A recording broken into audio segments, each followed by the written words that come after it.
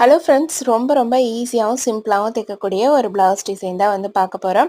இதுக்கு வந்து ட்ரெண்டிங் மாடலில் இருக்கக்கூடிய ஸ்கேலப் டிசைன் தான் நான் வந்து ட்ரை பண்ணியிருக்கேன். இப்போ நம்ம கேன்வாஸில் ஸ்கேலப் டிசைன் போட்டு கட் பண்ணி எடுத்துடலாம். எடுத்ததுக்கப்புறமேலே நம்ம லைனிங்கோட மேல் பக்கத்தில் நம்ம இந்த மாதிரி வச்சு அட்டாச் பண்ணிடலாம். இது நம்ம வந்து அயன் பாக்ஸ் போட்டு ஒட்டிக்கிறதுனா கூட வந்து ஒட்டிக்கலாம். அப்படி இல்லைனாலும் நம்ம ஸ்டிச்சஸ் போட்டு எடுத்துடலாம். அதுக்கப்புறமேலு நம்ம மெயின் கிளாத்தோட மேல் பக்கம் வச்சு ஸ்டிச் பண்ணி எடுத்தோம் அப்படின்னா அப்படியே திருப்பி விட்டுட்டோம் அப்படின்னா நமக்கு வந்து உள் பக்கமா போயிடும். அதுக்கடுத்து எக்ஸ்ட்ரா இருக்கிற கிளாத் எல்லாம் கட் பண்ணி விட்டுட்டு சின்ன சின்ன அந்த கார்னர் வர இடத்துல எல்லாமே நம்ம நாட்ச் மாதிரி போட்டுக்கிட்டோம் அப்படின்னா நமக்கு வந்து திருப்புறதுக்கு ரொம்ப ஈஸியாக இருக்கும். அதுக்கு மேலே நம்ம ஒரு ஊசியோட தையல் வந்து போட்டு எடுத்துட்டு அவுட்டர் ஃபுல்லாமே சுற்றி தையல் போட்டுட்டு எக்ஸ்ட்ரா இருக்கிற கிளாத்தை கட் பண்ணி எடுத்துடலாம். அடுத்து வந்து பார்த்தீங்க அப்படின்னா இதில் இன்னொரு டிசைன் பண்ணுறதுக்காக நெட் ஃபேப்ரிக் வந்து வாங்கி வச்சிருக்கிற 1 மீட்டர். இது வந்து பார்த்தீங்க அப்படின்னா சாரியோட கலருக்கு நெட் வந்து எடுத்திருக்கேன். இந்த நெட்டு வச்சு ஸ்டிச் பண்ணும்போது நெட்டில் பார்த்தீங்க அப்படின்னா நமக்கு ஸ்ட்ரைட் பீசஸாக வைக்கிறோமா இல்லை கிராஸ் பீசஸாக வச்சா பரவாயில்லையா அப்படின்னு பாருங்கள்.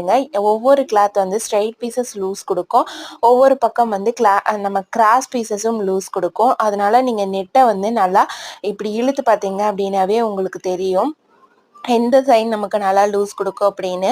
அதுக்கப்புறமேலு 3 இன்ச் இறக்கம் கொடுத்து நான் இந்த மாதிரி நெக்கை வந்து ஷேப் கொடுத்து கட் பண்ணி எடுத்துக்கிட்ட டிசைனை. அதுக்கப்புறம் அதை வந்து நெக் ஷேப்புக்கு நம்ம வந்து ஸ்டிச் பண்ணுறதுக்காக கிராஸ் பீசஸ் கட் பண்ணி நம்ம நார்மலாக எப்பயும் போல் தைப்போம் இல்லைங்களா, அது மாதிரி வந்து ஸ்டிச் பண்ணி எடுத்துடலாம். இந்த ஓப்பனை நம்ம வந்து க்ளோஸ் பண்ணுறதுக்காக நம்ம பட்டன் யூஸ் பண்ணுறதுனாலும் பண்ணலாம். இருந்தாலும் நமக்கு வந்து கொஞ்சமாவது அந்த இடத்துல கேப் விட்டு நம்ம வந்து ஸ்டிச் பண்ணால் மட்டும்தான் நம்மளால் போடும்போது அந்த லூஸ் கிடைச்சா மட்டும்தான் நமக்கு வந்து கம்ஃபர்டபுளாக இருக்கிற மாதிரி இருக்கும். அதனால நாட் வச்சு நான் வந்து ரெடி பண்ணிக்கிட்டேன். 2 சைடும் வந்து நம்ம அட்ஜஸ்ட்மெண்ட் பண்ணுறதுக்காக நாட் கொடுத்து நான் அந்த மாதிரி ரெடி பண்ணிக்கிட்டேன். நெக்ஸ்ட் வந்து பார்த்தீங்க அப்படின்னா ஸ்லீவ் வந்து கட் பண்ணிக்கலாம். நம்மளோட ஸ்லீவு நார்மலாக நம்ம வந்து ஸ்லீவுக்கு எவ்வளோ எடுப்போமோ அதை விட 2 மடங்கு வந்து எடுத்துக்கோங்க.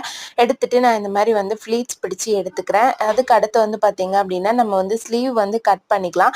இந்த ஸ்லீவுக்கு மட்டும் நான் வந்து தனியாக வந்து வேற ஒரு கலர் வந்து அந்த நெட் கலரே வந்து எடுத்திருக்கேன். ஏன்னா நமக்கு அது வந்து செப்பரேட்டாக இருக்குது அப்படிங்கிறதுனால நம்ம சேம் கலர் போட்டோம் அப்படின்னா நமக்கு அவ்வளோ அளவுக்கு அது நல்லா எடுப்பாக தெரியும் அப்படிங்கிறதுக்காக.